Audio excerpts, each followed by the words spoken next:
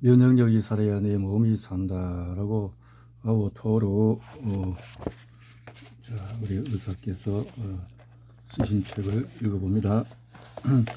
이건 아주 학적으로도 논문을 한 200여 편을 쓸 정도로 면역 분야의 세계적인 권위자라고 소개가 되어 있습니다.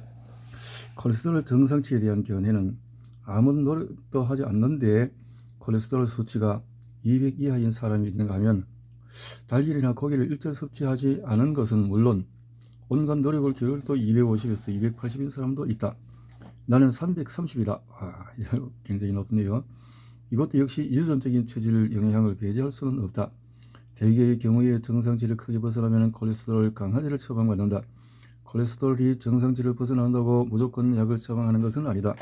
먼저 식이 조절과 운동을 권하고 3개월이 지나도 수치가 떨어지지 않을 때 약물 치료를 고려한다. 콜레스테롤이 높을수록 심혈관 질환 발병 위험이 증가하기 때문이다. 이거는 감수자가 자꾸 이렇게 개혁을 해서 너무 원저자의 글을 자꾸 오도하는 듯한 느낌이 나서 조금 그렇습니다. 참고하고 봐야 될 것 같아요. 앞으로 자세히 설명하겠지만 우리 몸에서 일어나는 에너지 대사는 세포 내의 해당계와 미토콘드리아계가 맡고 있다. 혈중 콜레스테롤 수치를 낮춘다는 것은 미토콘드리아의 기능을 억제한다는 의미다. 몸을 따뜻하게 유지하고 지속력을 만드는 것은 미토콘드리아다. 젊은 시절에 해당계가 우위에 있어 분열하며 성장하지만 나이를 먹으면 대개 미토콘드리아계가 우위를 차지한다. 콜레스테롤 강화제는 그 중요한 미토콘드리아계를 억제한다. 미토콘드리아가 많은 것은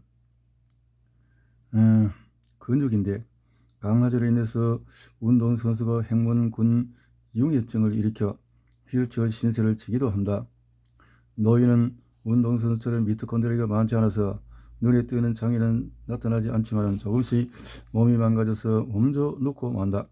남성 호르몬, 여성 호르몬, 부신, 치질, 피질 호르몬, 콜레스테롤을 만들기도 하지만 알도스테론이나 비타민 D에서 만들어지는 건강의 그늘이다.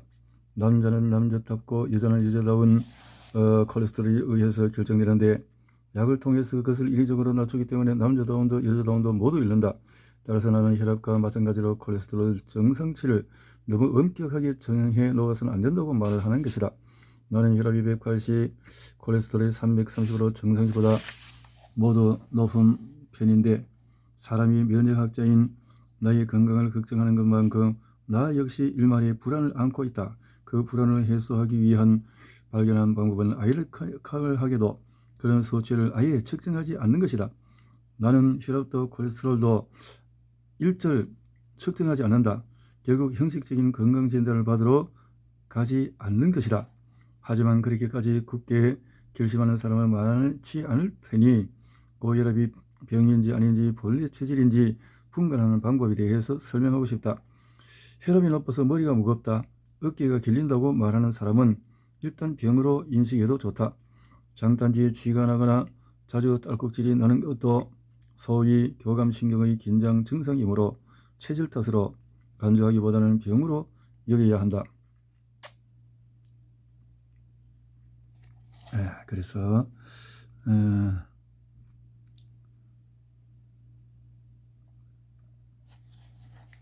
보건교사의 딜레마. 원래 활발한 사람의 콜레스테롤 수치는 높아도 상관없지만 무리하게 생활한 탓으로 높아지는 것은 안 된다. 무리해서 생활하면 저체온이 되어서 콜레스테롤이 모두 녹지 않는데 그로 인해서 일어나는 질병이 당간결석이나 단단결석이 생기는 것이다. 이들 병은 왕성하게 활동하는 사람들에게 쉽게 나타나는데 최근에는 학교 선생님 사이에서 자주 발병한다. 우리가 흥분할 때 교감신경이 긴장하는데 호르몬 중에는 몸을 흥분시키는 것은 갑상선 호르몬이다. 그로 인해서 매우 성실하고 철두철미한 사람은 갑상선을 과도하게 자극하여 갑상선 질환이나 갑상선 암이 되기도 한다. 얼마 전 학교 보건선생님들의 전국 대회에서 강연한 적이 있다. 보건선생님은 각 학교에 한 명씩 있는데 몸이 안 좋은 학생들이 보건실로 찾아오면 그들을 보살피는 일을 한다. 그런데 보건선생님의 발병률 역시 매우 높다. 아픈 학생들은 날로 늘어나고 자신의 무기력함을 탓하며 고민하는 성실한 사람은 더욱 일에 빠져서 얻기 쉽다.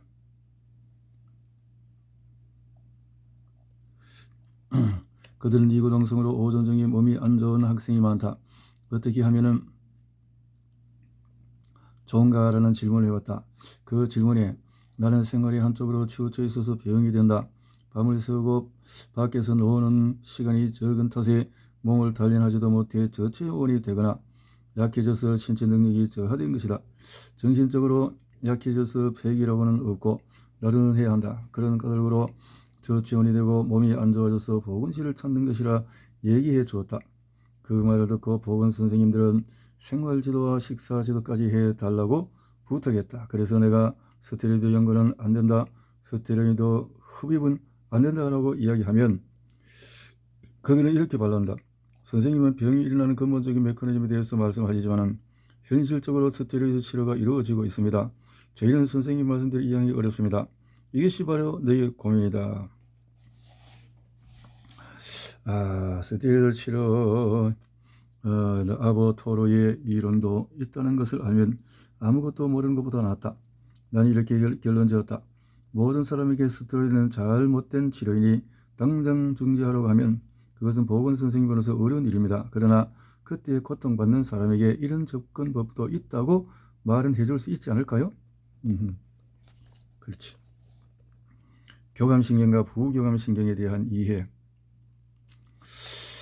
어떤 직업이든 어느 정도 큰 규모의 집단이 되면 성실하지 못한 사람이 있기 마련이다.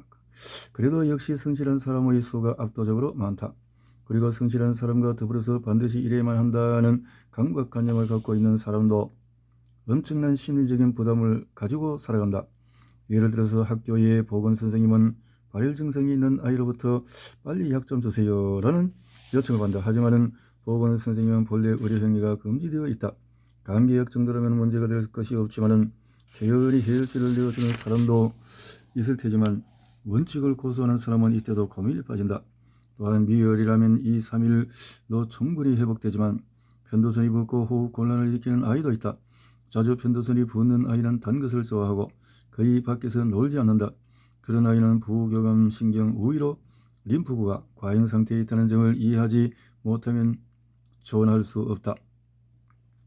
습진이나 가려움증은 나쁜 것을 몸 밖으로 배출하려는 우리 몸의 자연스러운 반응이기 때문에 그것을 약으로 억누르면 자연적으로 치유할 기회를 잃고 만다. 그 같은 잘못이 아토피 처방되고 있는 스테로이드 치료이다.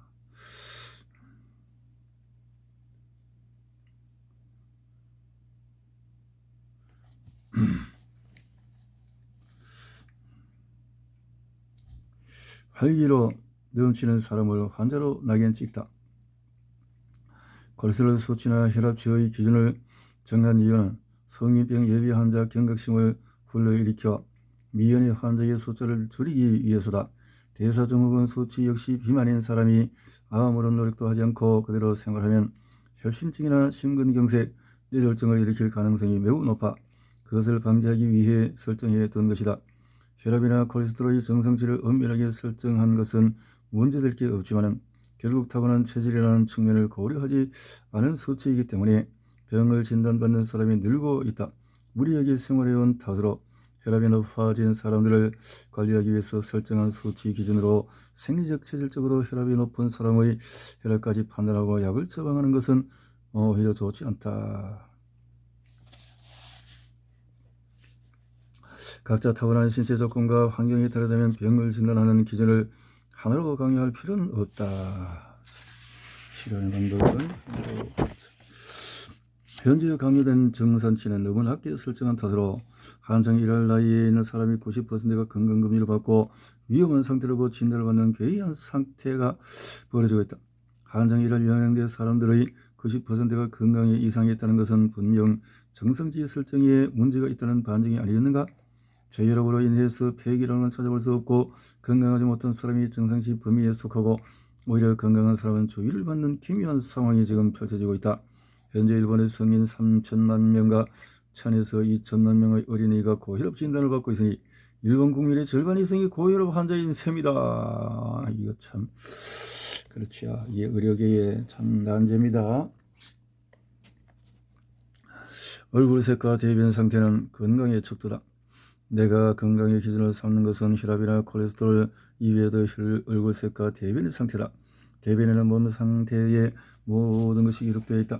새까맣고 구린 변이 나온다면 매우 힘든 생활로 인해서 고통받고 있을 때이고, 균형 잡힌 식사로 마음이 안정되어 있으면 누렇고 구린데도 없는 바나나 모양의 황금변이 나온다. 말기암 선고를 받고 앞으로 1년을 넘기기 힘들다는 말을 들으면 얼굴색은 더욱 나빠진다. 그러나 진행성 암이라도 얼굴이 좋고 정상적이며 구린데도 없는 변을 보면 암의 정식은 멈춰있는 상태라고 할 수 있다. 비록 암에 걸린 사람이도 몸을 따뜻하게 하고 식사에 주의를 기르면 좋은 변을 볼 수 있다. 건강한 척도에서 수치뿐만 아니라 대변의 상태도 있음을 기억하자.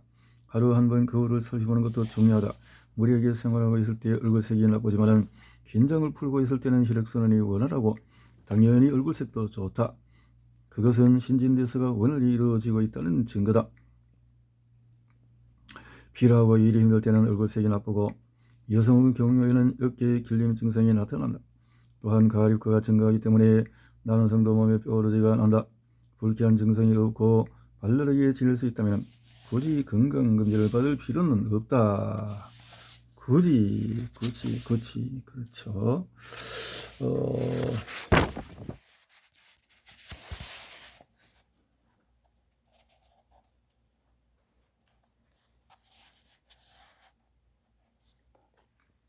수치라는 것은 인간의 머리로 결정한 것이 얼굴색이 좋다.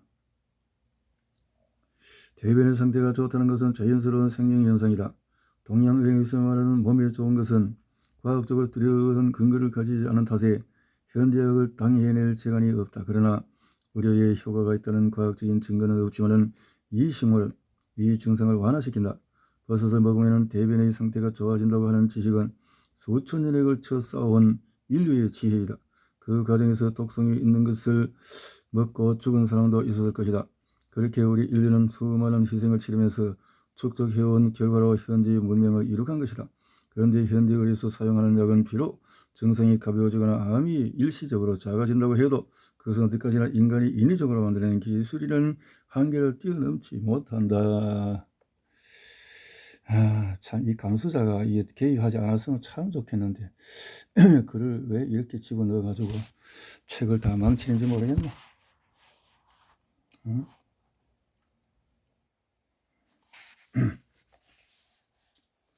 통째로 먹기. 정제된 백미보다 거친 현미가 낫다.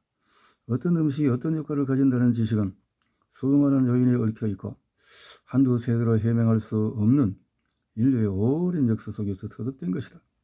예컨대 현미가 몸에 좋은 건강식으로 주목받고 있는데 원래 일본인이 백미를 먹기 시작한 것은 해도 시대로 접어든 지 얼마 되지 않아서다. 백미를 주로 먹기 시작하면서 각기병이 나타났다. 각기병은 신경과 근육이 손상되어 저리거나 무감각 통증과 같은 신경병증 호흡곤란이 나타나고 몸이 나른해지는 것이다. 에도 시대 초기의 초대 장군 도쿠가와 이에야스, 2대 장군 도쿠가와 히데다타는 각기병에 걸리지 않았다. 자, 이렇게